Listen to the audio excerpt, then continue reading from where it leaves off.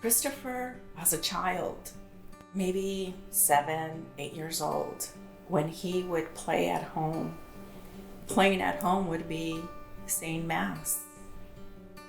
The key feature of Chris to me is that he embodies that Christ-like ability to consistently be relational.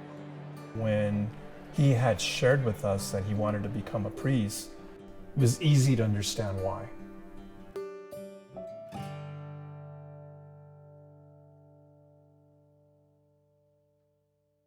My name is Christopher Calderón. I'm a Jesuit priest and I work at Cristo Rey, Sacramento.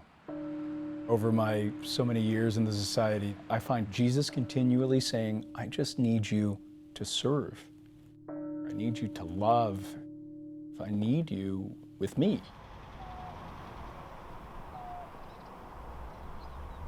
We met Father Calderón at the time was Señor Calderón through our son Andrew, who attended Brophy. I thought perhaps that he was going to break a lot of hearts because he was this handsome guy, right? And I imagine he probably did.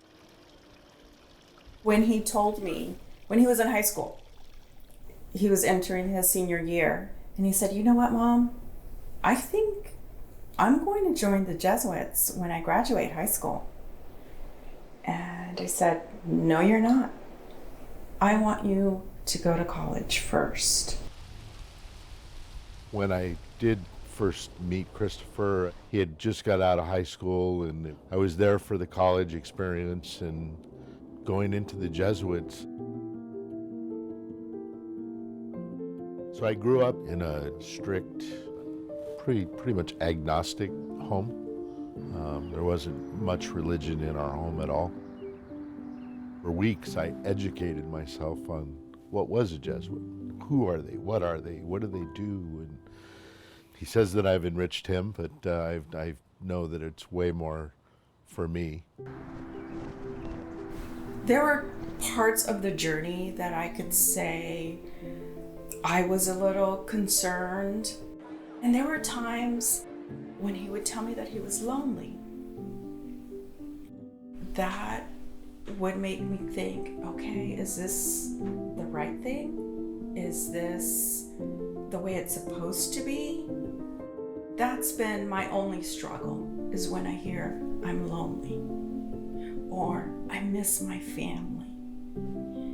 I know he has his Jesuit family, and I'm grateful for all of them because they've become my family.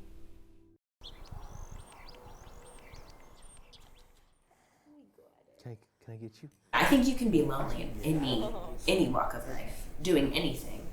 It makes you realize the importance of pouring into your people, whoever they are, wherever they are. I got you. I consider Chris one of my best, if not my best friend. He brings me some solace knowing that as Chris has poured into the cup of our family, we have probably equally poured back in that cup too. I know it's kind of like a mutual relationship. Father Chris is a priest that brings hope. He brings that cariño, right? That meant a lot to us. 9 years ago, I was diagnosed with bladder cancer. The pathology reports showed that it was a very aggressive cancer that could kill me. And Sir Calderón at the time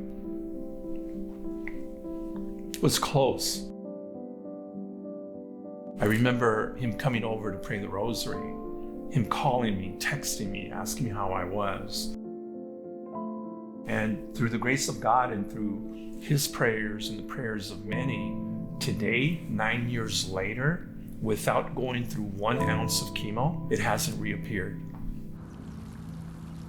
I will forever be grateful to Father, at the time, Sir Calderón, for being there with us in a very difficult time.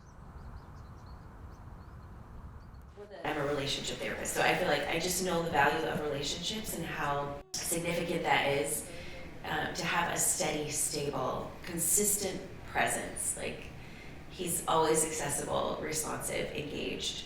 A little over here. I love it. Good job, bud. He was, outside of Sarah and me, the only person there when Hudson was born. You know, it's our first kid. It was very meaningful. It's one of those relationships where it's just like he was there and there was no like in between. I didn't ever like meet him. I just always knew he was there. Chris is constantly in community with the family. What a gift. We're called to love in whatever we do, in whatever vocation, whatever profession that we have, whatever we're called to do, right? That we do it with love, we do it with compassion. I know it's a really big question to be like, what's my calling? Like, what is my purpose in life? And I feel like Jesus only ever said it was to go and make disciples. And so if whatever we're doing, if we're saying yes, and that's the umbrella that we're saying yes under, I think we can feel confident in knowing that whatever the assignment is in front of you, walk fully into it. Even when we find the job that gives us purpose and what we think Jesus has called us to, loneliness is real. But I'm grateful that people along the way who love me remind me that I'm not alone. Remind me how loved I am by God and how the Society of Jesus has created those spaces for me. I'm grateful for all of that.